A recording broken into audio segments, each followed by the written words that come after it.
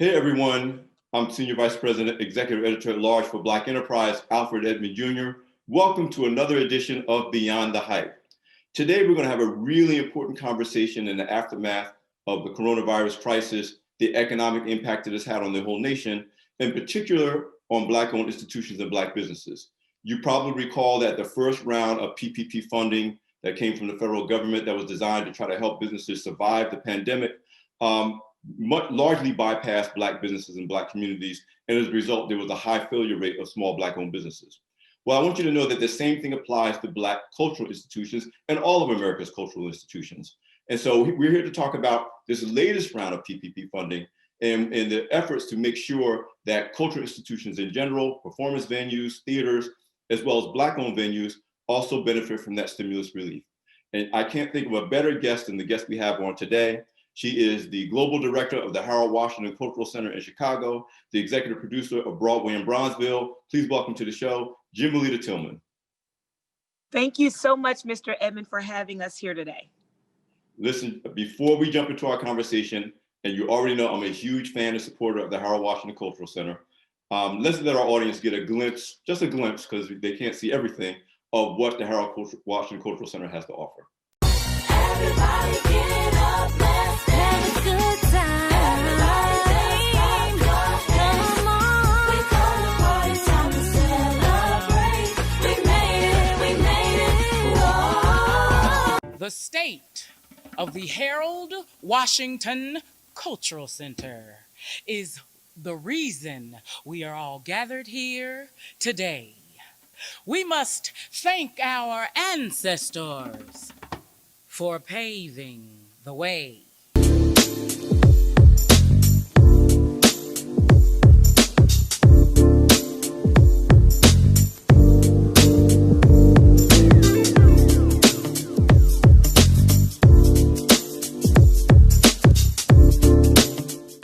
And listen, everybody, that was just a taste. So if you ever get to Chicago, especially after the pandemic, even before the pandemic, if you get a chance to go through there, go to Bronzeville in Chicago, you want to check out the Harold Washington Cultural Center. But Jimalita, before we jump into our core conversation around what it takes for performance venues to survive and thrive, as we're continuing to battle our way through COVID, and of course, in the aftermath of COVID, I really want people to understand what you bring to the table. Yes, you're a playwright. Yes, you're a producer. So people might expect that of a director of a cultural center. But you're also someone from an executive side, really, really prepared for the unexpected. Now, nobody expected a global pandemic a year ago, but the bottom line is you're certified in risk management and emergency preparedness. A lot of people don't think about those things when they talk about running a major cultural venue. Talk to me about your story in terms of who you are, and also the legacy of Harold Washington Cultural Center. And we all know it's named after the legendary late mayor of Chicago, Harold Washington. Absolutely. Well, again, thank you for having us. And here at the Harold Washington Cultural Center, we pride ourselves on being committed to children, community, and culture. We like to take the kids off the streets and put them on the stage, be that acting, directing, producing, or behind the scenes, lighting, directing, cameras, the whole 9 yards. But we don't just stop there with stage. It goes into the whole gamut of dance and recording arts and science. And we've been very, very blessed throughout the years to crank out some amazing talent from right here on 47 and King Drive. We are sitting in the heart of what's called Chicago's Historic Blues District in Bronzeville. And at the Harold Washington Cultural Center, we have a 1,000-seat theater, a recording studio, a video editing lab, a full-service computer lab, 3 dance studios, a multi-purpose room, and it goes on right here in the community for us and by us. And what I'm very proud about our board of directors and what they take the initiative to do initially was to have a forward thought to make sure that our entire team, led by me, were trained in anything that could possibly happen. So going all the way back to the inception of the Harold Washington Cultural Center, we've always maintained our updates and certificates in emergency preparedness, risk management. How do you deal with everything from an active shooter all the way up to someone who's no longer an employee and runs off of your data? That is an emergency in itself. Luckily, we've never had to deal with anything like that, but these are things you have to be prepared for. So in Chicago, we don't have a lot of really torrential weather patterns and such, but we have to be prepared for how do we help other institutions preserve some of their materials that they might have gotten or thrifted, but they didn't know how to archive or chronicle that. So we've been trained here as a team to go out and be dispatched almost like the National Guard to assist other institutions across the country with dealing with emergency matters. And we were standing at the ready once this coronavirus and this pandemic hit. And now we're one of the leaders in turning that corner with virtual productions. Now, and I really want to dive deep into that. Now, let me do a disclaimer, everyone. I'm a huge fan of the Harold Washington Cultural Center. Chicago happens to be one of my favorite cities. I have family there. I used to host a radio show on WVON in Chicago, legendary radio station in Chicago. I thought I knew the Cultural Center, but I learned a lot of the other things just in the past year. And just to give a little background, Jimalita Tillman is the daughter of civil rights icon and former Chicago alderman Dorothy Tillman, and she's the mother of a 14-year-old environmental scientist with a master's degree who we profiled, Black Enterprise profiled last year. That's Dorothy Jean Tillman. So you're really talking about a really interesting legacy, fascinating legacy, in my opinion. So just to say that, I'm a big fan of the Harold Washington Cultural Center. I'm a supporter. And by the way, this is kind of a turning of the tables, because the first time we really ever talked was when you interviewed me for one of the virtual events for the Harold Washington Cultural Center that was specifically designed to be able to take place during this crisis. And that's why I kind of want to use that as a jumping off point. A lot of venues, a lot of theaters, maybe I would say most of them, maybe 90% of them have been shut down. You are one of the few that said, we will recognize and observe all COVID requirements and restrictions to keep people safe, but we will not shut down. We will find a way to keep going. And the event that I participated in was my first exposure to anything like that from any institution. But talk to me about that. I know you did a major New Year's Eve fundraiser. You have other things coming up. But what was your mindset as the leader and the executive leader of this institution to be able to keep this going, even with everything else that we're facing as a nation and as a world, actually? One thing that we know about the performing arts and shows in general, be they comedy shows, stage productions, even a movie, it's cathartic. It's almost a place that you go to just leave it all behind. It's the fantasy world. You get a chance to come into a theater and you want to be able to just leave your worries behind. And we knew that we had to step in and step up and be responsible to the patrons of the arts and all of those that got a chance to work with us in various capacities over the years and provide them with a way to be able to entertain themselves online with the virtual shows, and then a way to safely produce the shows through rapid testing that we would do in order to be able to do the in-person virtual tapings. And we took a lot of care and pride in preparation with that. We knew that it was important for us to let our consumer know that there is light at the end of the tunnel. There's always been a battle for Black owned and operated institutions to maintain generationally. And what we wanted to make sure that they did not feel as though this pandemic was going to take us out. So we wanted to continue with shows. We began immediately after the pandemic hit and everything shut down. We started a Women's Writers Circle during Women's History Month. We did not hold it. We went ahead and held it, and we did it Zoom style initially until we figured out more about how it worked and how it rolled. And then we came around the corner for June, which was Black Music Month. And so we celebrated all the history of all those great people from Chicago, from Herbie Hancock all the way to Quincy Jones. We celebrated them all and their contribution. And that was our way of just keeping us relevant to our consumer base, direct to consumer.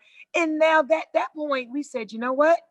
Regardless of what happens after the pandemic, we want to still be able to continue this concept. So we worked very closely with a small Black tech firm out of Chicago called Highgate Management, owned and operated by Stephen Matthews, and he's from right here in Bronzeville. We worked closely with him to begin to produce content so that we're able to upload it, live stream it, and continue that activity. Once Steve came to the table, we said, let's look at a way to assist and support other theaters, institutions, and artists to be able to produce their virtual shows. So then we became somewhat of a stage studio for them as well. So not only were we providing our own content for our patrons, we were able to provide opportunity for other theater groups who may not be able to get their homes back as it pertains to their theater houses, because theater houses are closing left and right. But we at the Harold Washington Cultural Center, working closely with Highgate Marketing and Management Solutions, were able to come together and cultivate this idea and activity for providing a safe space for other performing artists and producers to put on their bodies of work. You know, I want people to really get a picture in their heads of just everything that the Harold Washington Cultural Center has to offer. Now, again, I'm a fan, but it wasn't until when you interviewed me for the event you put together featuring me, which again was a small socially distanced gathering, a very small, small socially distanced gathering. This was a physical, but live streamed to Facebook and to YouTube, where obviously we reached a much broader audience. And that's you know what Steve Matthews has done in partnership with you to reach larger audiences while still being COVID safe. But it wasn't until when I came to do that event and you arranged for one of your staff to give me a tour that I really, you know, I knew a 1,000-seat theater. Yeah, okay, I get it. But there's so much more to the Cultural Center for what you offer the community, what you offer artists. You've taken Broadway and Bronzeville to other countries, and I want to touch on that a little later in the conversation. But help people to understand exactly what a major resource as a culture. This is not like not to just smaller theater houses, but this is a really multifaceted venue that provides all kinds of programs. Can you give us a quick rundown of all the things that go on at the center and the features that you have? Not only are we able to produce Broadway style and quality shows, we are a member of the League of Chicago Theaters, as well as the National Independent Venue Association, where we work closely with our various entities to make sure that if there's a stage manager that may not be within work, we do a lot of what I call speed dating, if you will, of a connector of resources for theaters that are in need and those that need that work, and we're able to connect them up. So we're a great conduit and a connector. During the pandemic, we have been providing field trip opportunities virtual via Zoom. We have been providing an opportunity for teaching artists to come and shoot and record their courses right here at the Harold Washington Cultural Center. Not just dance, not just theater, but it could be someone who's doing a walk down memory lane of the history of Chicago. We have the capabilities for them to develop their asynchronous, that is their online working modules for classes. The great thing about what we're doing here in the midst of the pandemic is that that teacher who normally would probably have that course for one class in one school, now they're able to produce that class around the world. And we think that that is a top-notch thing that we're going to be coming out of this pandemic with.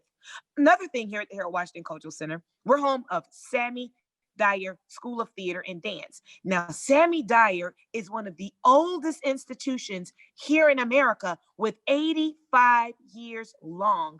And they've been strong, and we've been making sure that the young girls within ballet and acting, they have the place to continue to work out and to do the various calisthenics, because we have a full ballet studio for them to work socially distanced.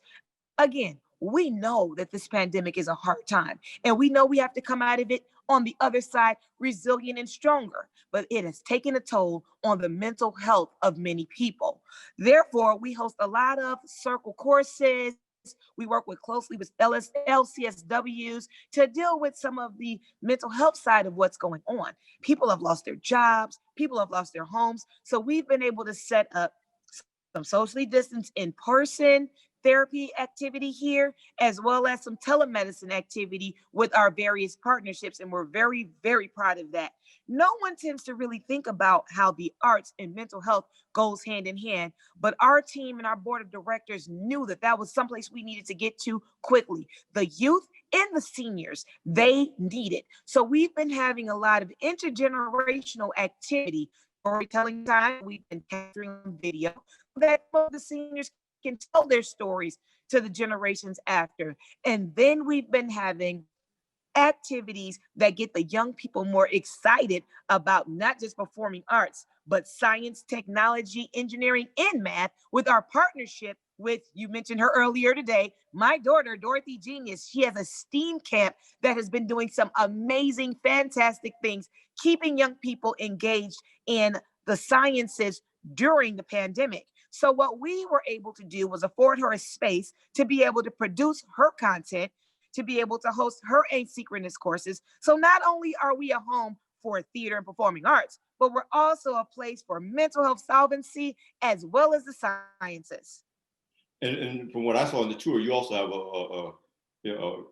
dance, 3 dance studios, I guess you call them, for everything tap to ballet, computer lab. I mean, again, I just thought about, okay, there's a theater and there's a stage, but it really is a 360-degree cultural center in the fullest sense, both in terms of your technical capabilities as well as the types of cultural and artistic events you can host or support.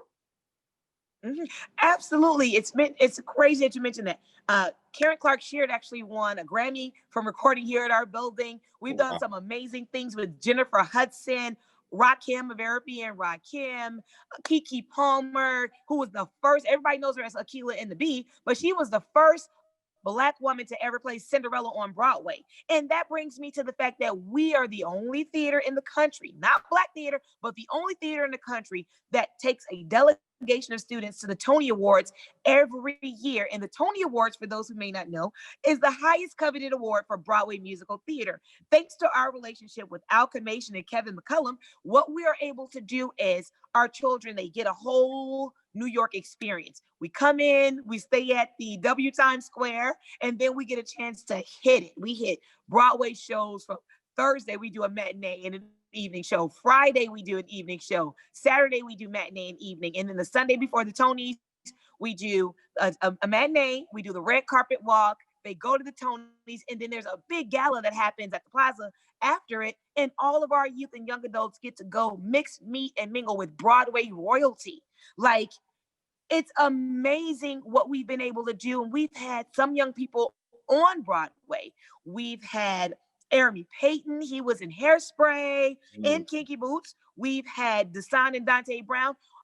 Dante was one, he played the Lion King. He played Simba, little Simba. Wow. And so we're really proud of the talent that we're cranking out from right here. And it gives hope to the other students that are from right here in Bronzeville. And not only that, not only do we produce shows and we produce talent on the Broadway, but this is a place that many students call home for their graduations, for teen summits, for youth peer career development.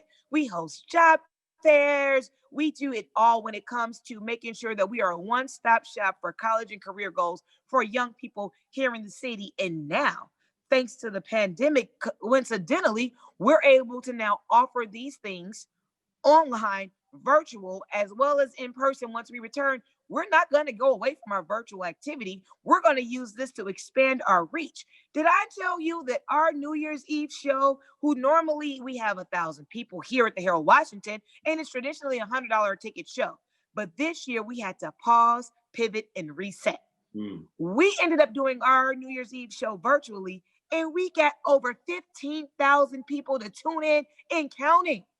That lets me know that virtual is the wave of the future for a theater any size. So we're really, really proud of that opportunity that we were able to seize. We had the All-Stars, the Chicago Blues All-Stars perform. There was a lot of great talent from our Broadway and Bronzeville Rising Stars. And we're looking at doing more events and more activities just like that.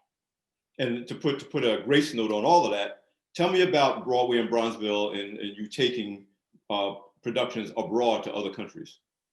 Well, thank you. Broadway in Bronzeville, we have our Broadway in Bronzeville that's here locally, that we do activities such as Page to Stage, where we work with youth and young adults to be able to work on their creative writing skills. And so it's everything from how do you course it out from the page to producing it on stage. And it is something to see a young person, young adult, see their body of work produced on stage. Now, whether they go into theater or not is a different story, but they're able to say, I created that from my mind and I saw it produced on stage. Funny thing is, we work closely with what is called the Alternative Schools Network here in Chicago. It's founded by Jack Wiest. He does a lot of amazing things. Over 9,000 kids. This is the recidivization population of students, those that have to do credit recovery because they might have fallen behind on their grades, or they might have gotten into a little trouble and ended up in juvenile detention. Well, they're getting recidivized back into the academic world. Well, working closely with the Alternative Schools Network, we have found that theater and performing arts in our partnerships with these schools have cut down on the teen pregnancy rate, has decreased the violence. They've been doing better at being able to talk out their problems. They're doing better at being proud of their achievements, because oftentimes a young person may achieve something, but because it's not cheered on in their traditional village, we're that village for them. And Jack, we said, Jimalita, we have noticed a difference in many of our students after being a part of programming here. Now, again, it doesn't necessarily have to be a part of a particular show. It may be a teen summit. It might be a night at the movies. It may be a talent show, an open mic, or a concert that is specifically geared towards students. These are the activities that we're proud to do. We've done some amazing things with Chance the Rapper. And some of you all may be familiar with Chance the Rapper, with all his Grammys and all the things he's done, but he has two organizations. He has Social Works, which is his nonprofit arts organization, and Kids of the Kingdom, which is a faith-based initiative that he has with dealing with the summer camp of arts and technology, as well as being rooted in your faith. And that's important. Oftentimes, we don't take that moment to just be still and pray, or be okay with being rooted in whatever your belief structure is. We have students that are part of our program that are Muslim. We have students that are part of our program that are Seventh-day Adventist, Catholic, Christian, you name it. And the thing about it is, it teaches tolerance, respect, and an understanding. And it makes it a little easier sometimes for students to communicate their faith, because oftentimes it's not a thing that they really want to do with their peer group. But here it's a safe space. We're a 501c3, not a place to be able to shout, my God, my God. They need that, and we provide that. But pivoting from the point that you were asking about Broadway and Bronzeville in our Broadway Beyond Borders program, we are also in about 7 or so various countries. So we're in France and Paris, we're in London, England, we're in Cape Town, South Africa, we're in Nassau, Bahamas, we're in, Ghana, Accra, Ghana, so many, Cuba, Hogain and Camagüey. We've done some amazing festivals there, social justice festivals dealing with the arts, and the activities that we do when we're in these various countries. We go in, we work with their schools or their various institutions with how do you best shape your curriculum or your programming to be able to compete at an international level. We work with teachers on how to teach the students and utilizing performing arts to reach the student academically. And then, of course, our Paid to Stage program, where we're working with students abroad with writing and producing their own shows. And now with Netflix and all these other mediums, they're able to produce their shows and get them uploaded and actually see their bodies of work working. We're really proud of the impact that we've been making in Cape Town. We work closely with Apostle Joseph Stanford. Now there we've been able to work with students in the orphanage, and he's at an amazing theater that he opened the doors to myself and my staff and my crew, and we work closely with this team there. And we're going to be going back, so hopefully we can take you with us, Mr. Edmond, so you can see some of the work we're doing abroad, because we know that the legacy that Mr. Grace left behind was the importance of economic empowerment of Black people around the world. And the arts is one of the greatest exports of America and the primary export of Black America. So instead of just letting people sharecrop our culture, we want to make sure that we own and operate how our images are being portrayed around the world, and how around the world our people are being showed to us here. So hopefully maybe we can talk to Butch and get you and the crew to come on over to Cape Town and check us out. I'm coming. Don't worry about it. I got this. I'll talk to Butch. I'm definitely coming. So listen, we've done what I really wanted to do at the front end of this interview, which is to really not only give a clear picture of what all that the Harold Washington Cultural Center has to offer, but to help people to understand that when we talk about losing an arts institution, a performance venue, a cultural institution, it's not just, oh, there's some little bit of entertainment that's missing. It's a huge economic impact to a community, as a huge cultural impact, a social contract to the community. So it's just as impactful as if you lost a traditional for-profit business in the Black community. So I wanted to make that case. So segue. Yeah, I want to add something to that. Yes. People don't realize that the arts are a multi-billion-dollar industry, Mm. and the arts are more likely to hire and employ small businesses and contractors from within the community. Like our lighting director, she's an African-American woman, but she has her own company, P&O Lighting. Her and her husband have a team. So when it comes to set design, when it comes to lighting, when it comes to even purchasing paint, the fruit for the lunches, locally sourced. The arts organizations, be it craft services for shows, we are a purveyor as an economic engine. Not just when people come to the show and they go dine at a restaurant locally or stay at a local hotel. We do boom the economy, but when we look at how many small businesses that are impacted by arts institution, the number is through the roof. See, and that's what brings me to this next thing. Yes, you have your own institution to run. You have your own constituency to serve with your role as global director of the Howard Washington Cultural Center. But you have emerged prior to the pandemic, but certainly during the pandemic, among the major leaders who are championing and fighting on behalf of cultural institutions across the country, particularly as we try to get through this crisis. You've been recognized, for example, by the Congressional Black Caucus for your advocacy for the arts and cultural institutions. Talk to me about the work you've been doing, especially this year, with regard to dealing with Congress, dealing with making sure that legislation includes resources for arts institutions, not just as kind of a nice philanthropic thing to do, but everything you just talked about in terms of the economic health of our nation, the economic health of communities. Talk about the work that you've been doing to make sure on two levels. One, that arts institutions in general, because you didn't just do this for HWCC, you've been doing it as a representative of all arts and cultural institutions, make sure that they get stimulus relief and other relief to keep those doors open or get them reopened when they can. But then also you being one of the few, if not only Black leaders at this level, who is a champion for cultural institutions, to make sure that venues like Howard Washington Cultural Center and the other Black institutions get their share of the PPP dollars and other stimulus, because there's resources I'm sure you share with me that goes beyond PPP, to make sure that we not only not lose institutions like Howard Washington Cultural Center, but you emerge stronger because of the support you're able to get. Well, I want to take it back just a little bit. Mm-hmm. At one point, there was a bill that was going to be presented before Congress that was within the Ways and Means Committee. And on that, Congressman Danny Davis sits on that committee. And at the time, a few other congressmen, Chairman Camp, Dave Camp was a chairman out of Michigan at the time. And the legislation that was before the committee dealt with being able to utilize a contribution to arts organization as a tax write-off. And there were many people who you normally wouldn't think that you would think they would be for not taxing people to be able to be a patron of the arts. But some of the people who traditionally would be art lovers were championing this tax.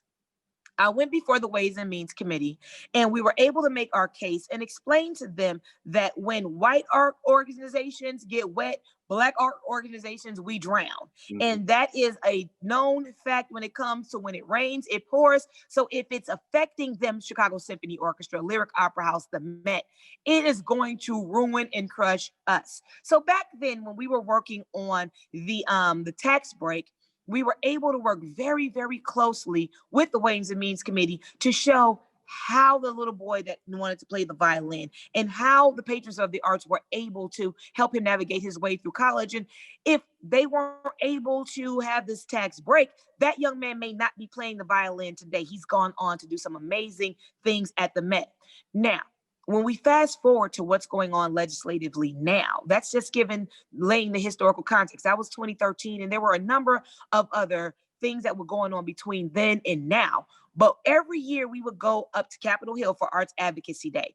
One of our major hosts is actually Sheila Jackson Lee out of Texas. Love her. She would always host us there in DC to make sure that the arts were heard and that whatever funding we were pushing for, it got through. Legislating on Capitol Hill is very, very important and very, very key. And it's not about just having a lobbyist go out there. Your leaders need to see, hear, and feel your way about how passionate you are about the arts. So as we fast forward to the PPP, us joining the Chicago Independent Venue League and NEVA, we began working closely to craft out the legislation to help support arts venues and institutions. What was key about that is that many of the businesses that were getting built out and things were happening for them, they were not arts institutions. They look at performing arts venues and live venues as just a warm and fuzzy place, not just a real business. And we had to work so hard. And I want to thank our legislators,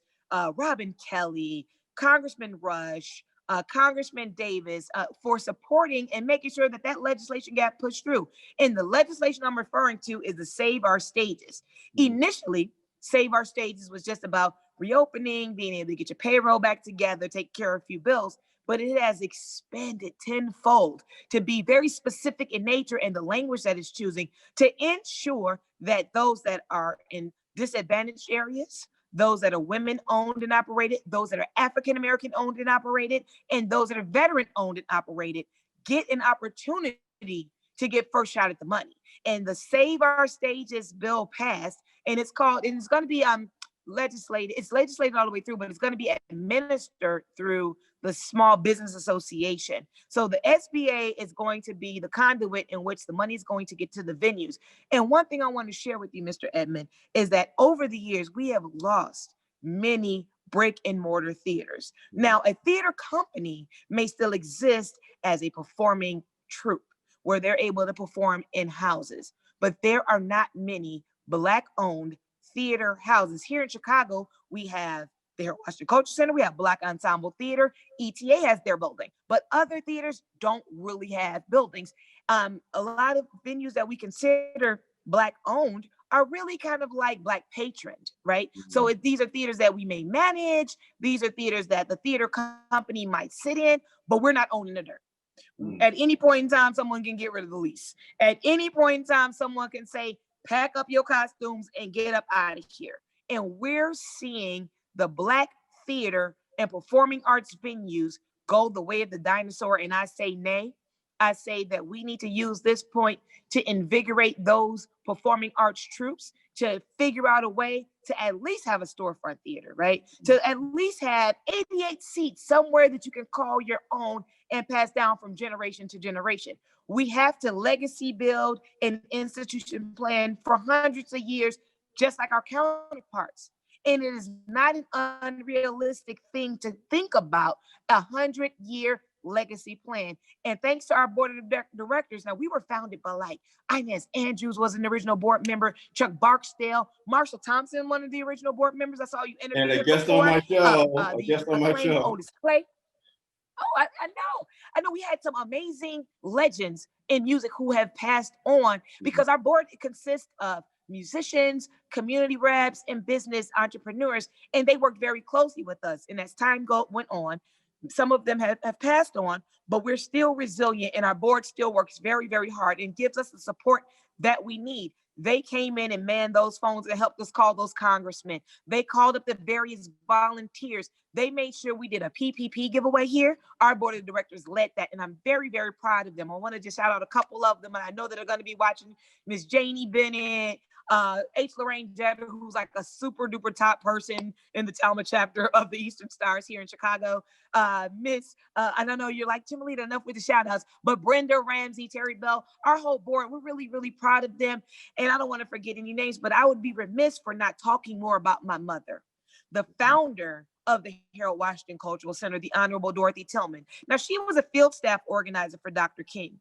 And one of the things that people don't really think about Dr. King with is the arts. Dr. King was an accomplished pianist.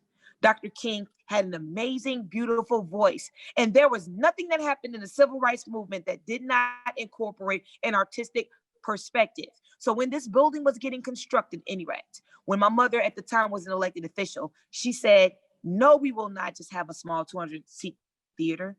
No, we will not just, we need to have something that can rival any theater with the state-of-the-art, top of the line. And here we are still 16 years later, forging the way in technology and turning the corner on what could have been an economically ruined for arts organizations like ours. Yeah, leadership tip, everybody. A top executive takes care of their board. So I wasn't mad at all the shout outs. Smart executives know you look out for your board because your board looks out for you. But listen, you use the term that you used in private conversation with me, this idea of sharecropping our culture. And I want you to address that, and I want to, without giving it away, I want you to say it better than I can say it.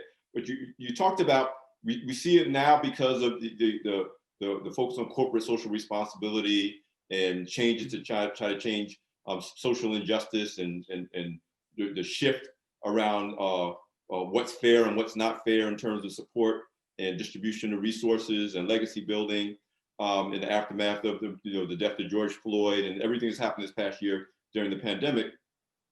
And you said something to me about now there's obviously money available, and it should be available to all institutions, but it has to be more than an institution that is not in the Black community, kind of importing, let's say, kids, doing great things for those kids, great, giving them all those things, but that institution is getting the money, but the community that those kids are from is not necessarily getting the money. And the institutions like Harold Washington Cultural Center, that's in the community where the kids are from, that they need to get the same level of support as an institution outside the community that may also do some great things, where they're literally importing they call them the customers, the clients, in to serve them. And you talked about that in terms of, and I'm probably not doing as good a job of explaining the way you explained it to me, but that it's not enough just to serve the people from disadvantaged communities. It's important to build the institutions in disadvantaged those communities so those people can get the services in those communities.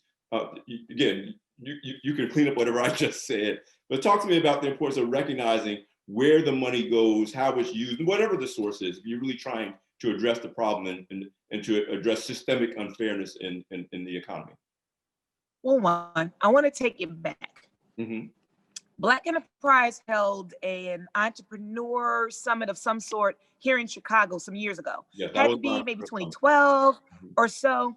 And our young people we were reached out to here at the Harold Washington Cultural Center way back then to bring young people to participate in, it was like a whole business summit, youth, and this whole piece that was going on. And I said, well, that's cool, but our kids are pretty much theater kids. And I can't remember the young lady name at the time, but she says to me, theater is a business. I said, I know, our kids are really, I said, you know what? Okay, we brought our children down to, it was maybe the Hyatt, Hilton, wherever it was downtown.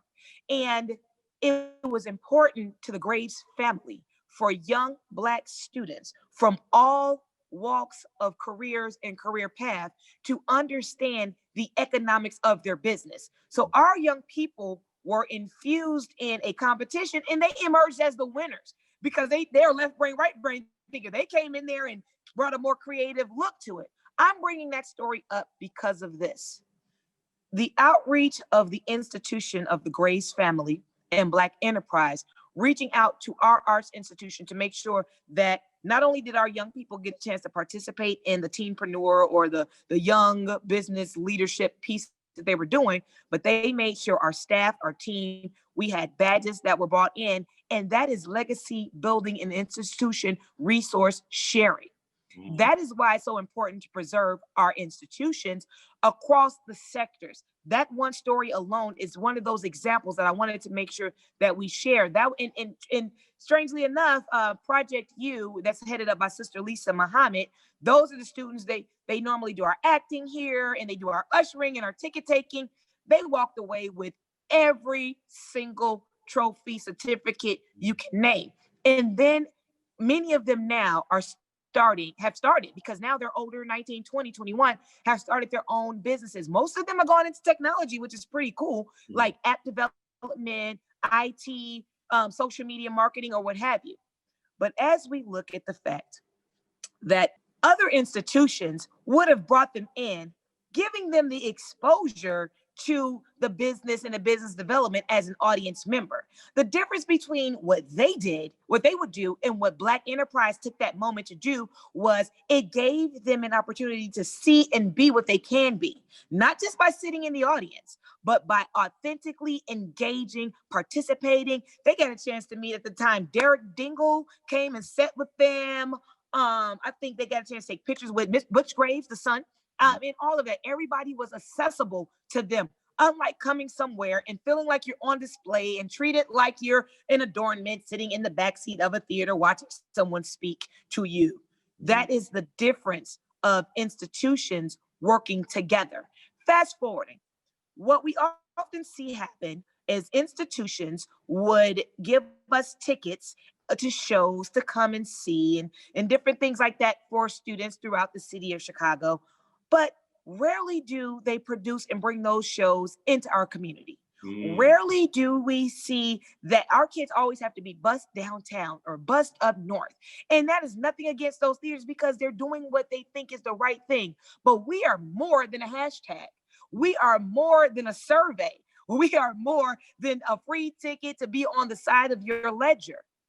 We are able to run your theaters. We are able to run our own theaters. We are able to write the shows. We are able to be executives at the corporate level and corporate sponsors and sit on the boardships of.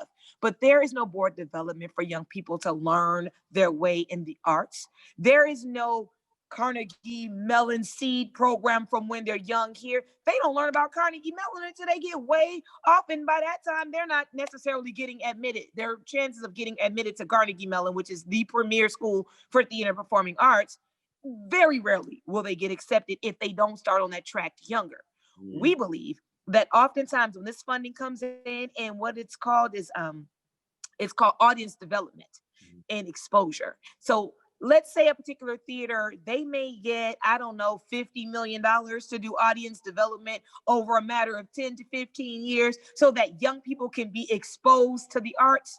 Whereas we have a theater that may be larger than that particular theater that is able to easily identify with that student, where that student doesn't feel as though they're a guest, they feel at home. And we see that all too often. And what I want to challenge your corporate supporters that are watching today, and those that are small business owners and those philanthropists of all kind, when it comes to media and performing arts, what I want to encourage them to do is do a matching program for the PPP. Like the PPP is one thing, but we need corporate social responsibility to go beyond that. Understand that social justice is good, but economic empowerment is even better. So if you empower these institutions to be able to pour into their children, to be able to grow the programming that they're doing, you'll see your dollar go a lot further.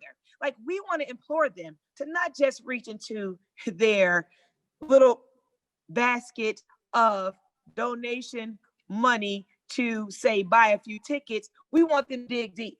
We want them to do naming rights the same way that they do it there anywhere else. We want them to be able to be, okay, we're going to match dollar this or dollar for dollar that. Corporate social responsibility, the key word with it is corporate. The dollars is the money. How can the money get back into the community in a way that these young people feel as though it's not a social service project? They feel invested in, not handed out to. That's the difference. See, one of the things that I learned during this whole process is we're getting ready for Black History Month to come up, and then the anniversary of the assassination of Dr. King in April 4th, is the fact that they killed that man. They killed that amazing man because he was talking about economics. He was talking about the money. The Montgomery Boys boycott was successful because it hit the pocket. So at the end of the day, we can't get lost in the sauce and just be sitting back thinking, oh, social, and it was this. No. I watched a video recently. Dr. King was running the numbers down. $25 million in 1967 to build this development and hire these people and create businesses and take them to Binga Bank up here in Chicago and the National Bread Basket. I'm bringing that up because those are the shoulders I stand on. Where we're sitting right now on 47th and King Drive is next door to where the Regal was. Now, the great thing about the Regal is we got a chance to showcase a lot of our talent there. However, it wasn't known by us. Right. You know, Stevie Wonder recorded Fingertips at the Regal Theater. The Jackson 5 did some amazing work here. So many people came and went, but we didn't own it. We felt like stars and then had to be shown the door. That is the key to supporting our institutions, our performing arts venues, our live venues, Black businesses. The key to it is understanding, giving a sense of ownership, not just entitlement. What I found is the difference between ownership and entitlement is an owner will see a piece of paper, pick it up. Someone who's entitled will step over it. So we have to begin to teach those things. Somebody will step over like somebody else will get it. We need to start teaching them young, because oftentimes children are so busy trying to get out of their condition, they want to get out and go far away. But if we build right where they are and we pour into them and we provide resources to their parents to get further in their careers, to get more education if it's necessary, to get access to whatever resources, if we do that as institutions, yes, we're an arts institution, but we're more than that. We are a leader and purveyor in being a role model to how to go further. And if we're not doing it for the kids in our community and the parents in our community, I can't expect anyone else to do it. So that's why these conversations today are important. And oftentimes they're hard conversations because we're happy to be invited to the party. We're happy to have that VIP wristband. We're happy to move the rope, get a little cone in the front parking. We happy to red carpet walk. We happy to have our name on the list. The pandemic was the great equalizer if it wasn't nothing else. Because there's no red carpet on Corona that you really want to walk on. Right. I'm just gonna say that there.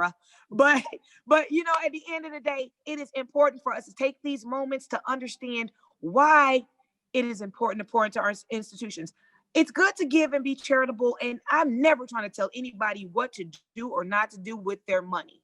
But I know that sometimes it just feels good to walk into a place that's highly respected and coveted downtown or up north or in Manhattan to say that's my name on the wall. There are people that will break their neck, sell their birthright, and twist their wrist to make sure that you see their name is inscribed on the wall at some institution that is probably never going to invite them in if they were not creating that opportunity of $1 million here or 500,000 there. And that's why it's important when we have people that have a seat at the table on the corporate level that make decisions about the dollars. They have to think Black advantage first. And if there's an organization or an institution they want to give to that still needs to get their footing straight, then figure out a way to find them, say, a nonprofit mentor to help them make sure that they get, or a small business mentor to get them in a position where you're able to give generously instead of just turning your back. Like, I think a lot of what we're dealing with at some people at the corporate social responsibility level is that they're dealing with post-traumatic slavery syndrome. And what I mean by that is that they work so hard to get there, to be the first, the only, the Black, the this, the all those, these, those, and thys, that they walk through that door and they slam that door behind them so that they can point and pick and choose, and they become a part of the systemic racism that is keeping our community oppressed today. Racism does not have a colored face. It is an institution of power. It is about economics. It is about being able to change somebody's life one way or the other and taking the latter route where it's going to be negatively impacting. Racism can be experienced on the bench at court, right? Whereas it might be a Black judge's face, but they are going with the status quo of what happens. Racism is when you have a legislator in Springfield, Illinois, that says we're elected, but we can't do nothing to help because they won't allow us. They are, and whoever the they, right, but they are allowing their hands to be tied instead of speaking out and fighting. They're staying in the system of the status quo. Don't tell me as my legislator that I voted in what you cannot do, because I voted you in so that you can do it. So if you can't do it, get out the way. And that's for anybody at any level, be you clergy. If you are leading a flock of people and you don't have an economic plan for your church, step to the side. Be you a legislator, if you are not making sure that that money comes loose from the state capitol to your businesses or your local businesses or at the federal level, step to the side. And if you are a corporate social responsibility director person and you are not making sure that people that look like you first and foremost get to that money, step to the side. Or we're going to have to call for your head. Or we're going to have to drop squad you. Or we're going to have to show up at your door and just have a conversation and say, hey, we cheered you on to be on that boardship of not just for you to be able to have a wristband at the party and the this, that, and the at the opera. We want y'all to make sure that this money comes back. You got to remember when. You sound like the daughter of Dorothy Tillman. You also sound like a disciple of Earl Grey Sr., the founder of Black Enterprise. The board member was saying, Love him so. Love him I didn't sit on the board because they ran out of smart white people. You're there to make it. so. Listen, in the time we have left, and I'm glad you took it to this particular point, talk about ways that our audience, whether they're a corporate executive in a company that has access to resources, particularly resources that have been earmarked, again, during the past year, hundreds of millions, billions of dollars have been earmarked by corporations that are supposed to be designed to address the systemic racism that existed for hundreds of years, but there seems to be a spirit that says now we're going to do something about it. So this is, tell me how you can tell those people or just regular people who want to support the Harold Washington Cultural Center and institutions like it.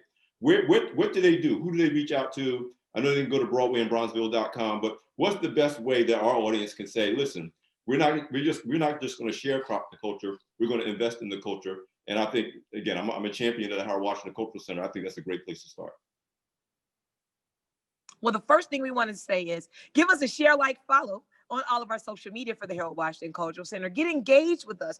Follow what we're doing. Share our story is at the bare basic minimum that you can do. Share this broadcast today. So it's important for people to hear our story, because I believe George Washington Carver said, people don't give to causes, people give to people. So at the end of the day, you have to feel the heartbeat of the story of what we're doing here. We service over 25,000 youth with performing arts programming and activity every year. And even in the pandemic, it looks like we're still going to be reaching our numbers. Why? With the virtual, as well as programming that we continue to do with our local public school. Second, I would often venture to say, take a look and see who's responsible if you're in an area that deals with corporate social responsibility in the advertising and marketing budget. There's a lot of theaters that are we're the Harold Washington Cultural Center, but we have a stage. Put your naming rights on your stage. It could be the blah, blah, blah. Better yet, it can be the Black Enterprise Stage Presents. And these are things that can happen. Naming rights, adopting a program, sponsoring a kid, and not just doing it in a way where it's one and done, but doing it in a way that it's lasting long term. If you have a bereavement, a bequeath plan, think about including us in your will, in your living will, so that when you transition, that's one of the things we learned that other organizations do. Other organizations, they get to people and say, hey, time is ticking on that clock. And we know that when you transition, you're going to have about $10 million. Can you earmark $1 million for us? Those are the things we need to start thinking about as Black people are beginning to get their life insurance policies and get their affairs in order. Consider giving to us posthumous. Hope I pronounced that correctly.